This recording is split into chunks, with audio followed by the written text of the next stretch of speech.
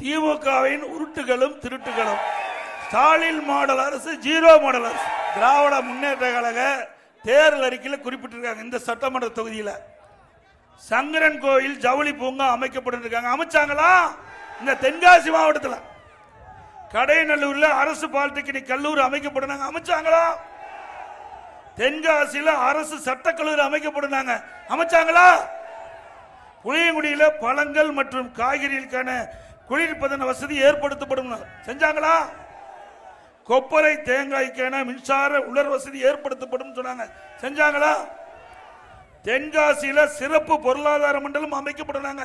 அமைச்சாங்களா? இங்க தென்காசியில் புதிய அரசு மருத்துவக் கல்லூரி அமைக்கப்பட்டாங்க. அமைச்சாங்களா?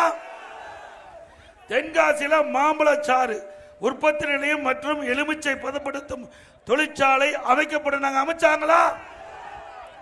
ராமநதி ஜம்பு நதி ஆறுகள் இணைப்பு திட்டம் முன்னெடுக்கப்பட்டாங்க. முன்னெடுத்தாங்களா? அதை கைவிட்டுட்டாங்க. தென்காசியில் அரசு வனக்கல்லூரி அமைக்கப்படும். அமைச்சாங்களா?